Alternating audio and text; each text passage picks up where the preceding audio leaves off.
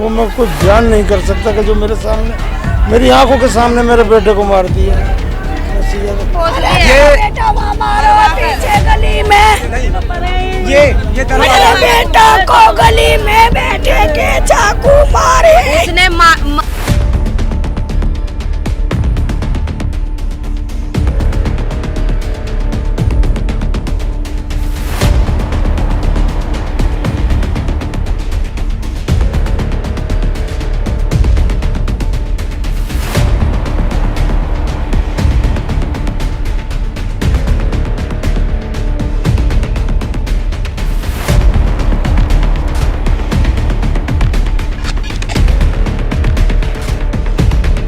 नमस्कार, स्वागत है आपका तेज़ तरार न्यूज़ में और मेरा नाम है आफरीन खान।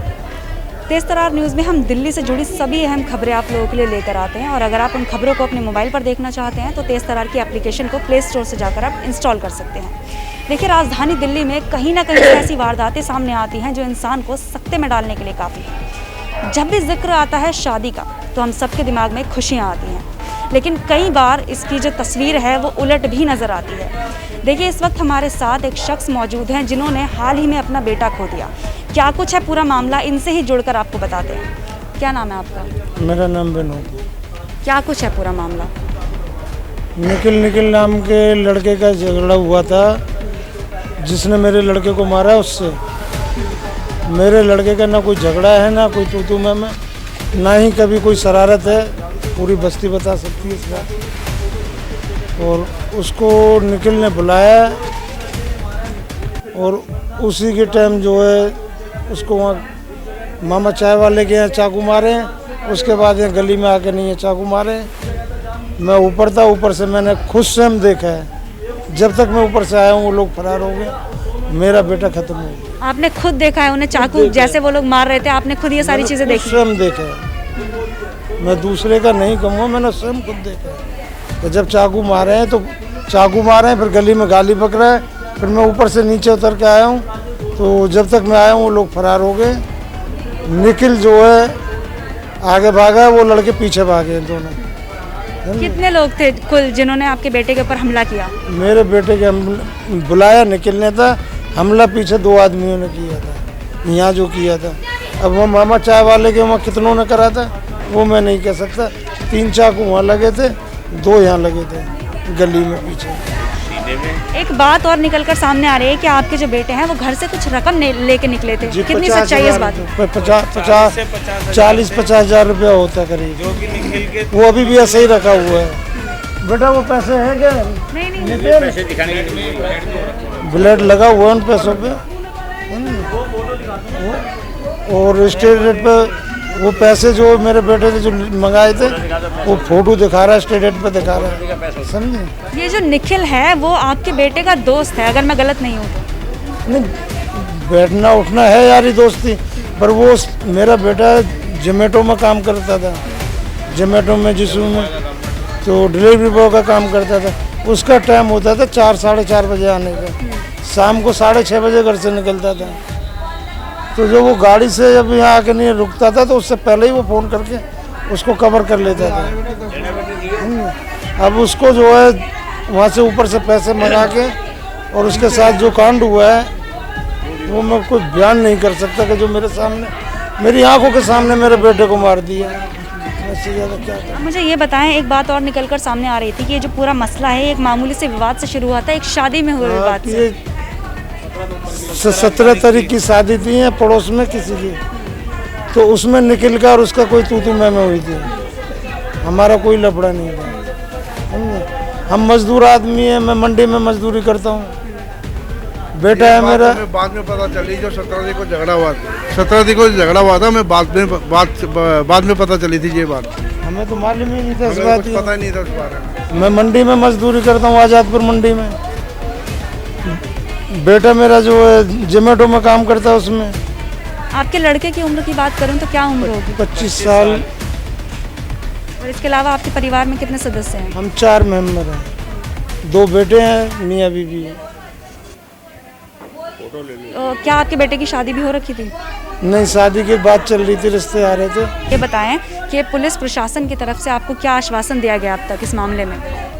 उन्होंने प्रशासन ने सही अपना जो उनका काम तो करा, हम उन्हें क्या दोष दे सकते हैं। दोष देने का मतलब ही कुछ नहीं बनता किसी को जो है निखिल के ऊपर शक है कि उसने ये सब करवाया है। नहीं ले गया था यहाँ से, निखिल ने फोन करके ले गया। और जिससे मरवाया उसने चाकू, जिससे मरवाया उसे भी उसने पैसे दिए इसको मारने। निखिल ने फोन करके बुलाया मेरा बीरा, निखिल ने ही मरवाया है भाई ने 50,000 रुपया मंगाए, पैसा भी लगेगा ना पैसा लेगो ना फोन। निखिल तो जो निखिल थे वो आपके बेटे के दोस्त थे। वो दोस्त है, दोस्त बना रखा था, दोस्त था वो। हम मना करते थे मत दोस्ती कर रहे थे, कहाँ कर रहे थे। करके बुलाया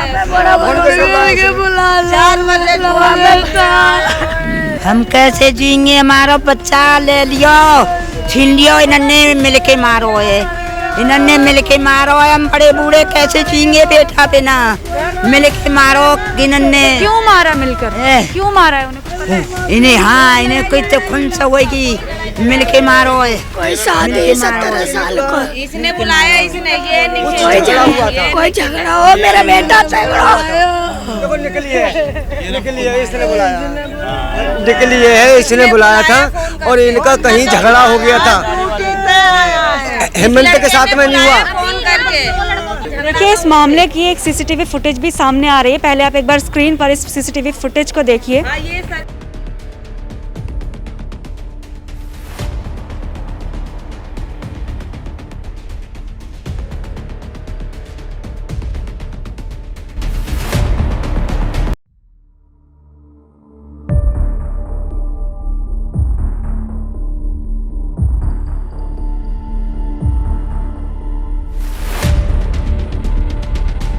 कोई यहाँ पे मरा मतलब खून निकल रहा है किसी का, वो चिल्ला रहे हैं और खून निकल रहा है। हम ये भी सोच रहे थे कि पहले जो लिक्विड है वो पार्टी हुई है यहाँ पे, हम सोच रहे किसी का लिक्विड पड़ा है, पर वो गाली वाली दे रहे तो हमें लगा भाई किसी की लड़ाई हुई है।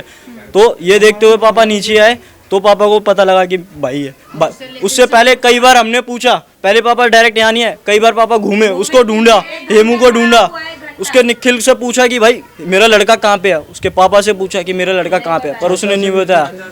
उसको हमने बकायदा बोला आज तेरे लड़के तेरे भतीजे ने मेरे लड़के को मरवा दिया।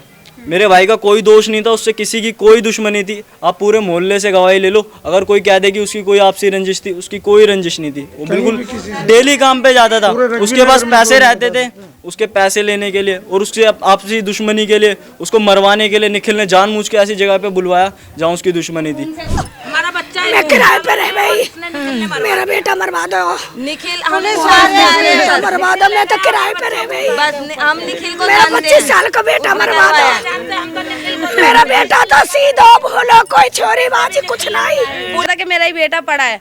जब मेरे चाचा ने भी देखा, वो सोच रहे कि कोई दारू पी के पड़ा है, और जब ढूंढ रहा है नहीं मिला कहीं पर भी, तो उस लड़के से पूछा, उसने भी नहीं बताया कि तेरा झगड़ा हुआ है तो तेरे को पता है नहीं। वो थाने में जाके बैठ गया पहले ही, कि थाने में बता दिया कि ऐसा वहाँ पर कत्ल हुआ है, उधर चले जाओ।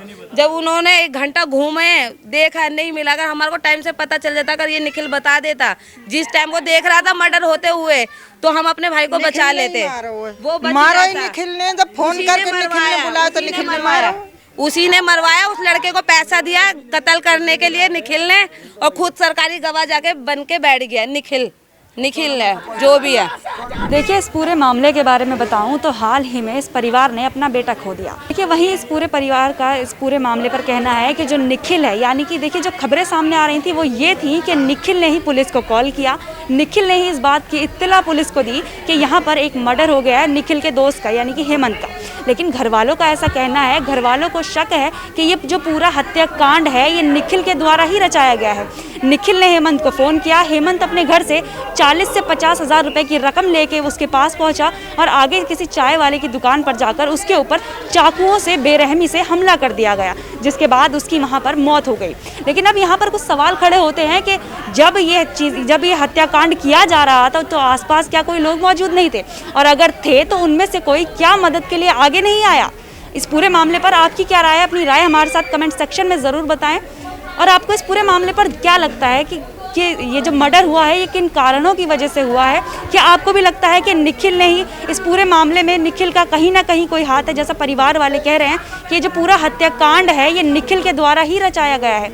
अगर ऐसी बात है तो आखिर निखिल का इसके पीछे क्या स्वार्थ छुपा हुआ था कि उसने अपने ही दोस्त का, देखिए बताया जा रहा है कि ये दोनों जो है निखिल और हेमंत दोस्त थे, तो फिर ऐसी क्या वजह थी कि निखिल ने अपने ही दोस्त के खिलाफ ये पूरे हत्या का प्रकरण रच दिया। अगर इस बात में कोई सच्चाई है तो यहाँ पर पुलिस के लिए एक चुनौती साबित हो सकता है ये मामला कि आखिर पुलिस कैसे इस मामले में सुलझाएगी। अभी तक जो अपडेट आ रही है वो ये है कि पुलिस ने इस मामले में एक आरोपी को धर दबोचा है, लेकिन दूसरा अभी भी फरार है जिसकी तलाश पुलिस को जारी है। वहीं देखिए बात की जाए दिल्ली में बढ़ते अपराधों की तो उसकी संख्या में गिरावट देखने को ही नहीं मिल रही है। आए दिन दिल्ली में अलग अलग इलाकों से ऐसी वारदातें सामने आ रही हैं जो हमें हैरान करके रख देने के लिए काफ़ी हैं। कहीं पर किसी के साथ चोरी हो जा रही है, कहीं बीच सड़क पे किसी का कत्ल किया जा रहा है, कहीं पर किसी के साथ लूटपाट की जा रही है, तो कहीं डकैती जैसी चीज़ें हो रही हैं। तो क्या ये देश की राजधानी दिल्ली है? क्या ये हमारे भारत की पहचान दिल्ली है? यहाँ पर कोई भी अब सुरक्षित नहीं रह गया है। देखिए इस मामले की भी बात करूं तो इस मामले में जो बात अभी निकलकर सामने आ रही है कि हेमंत के दोस्त ने ही उसके खिलाफ ये जो हत्या हुई है उसका पूरा प्रकरण रच दिया है।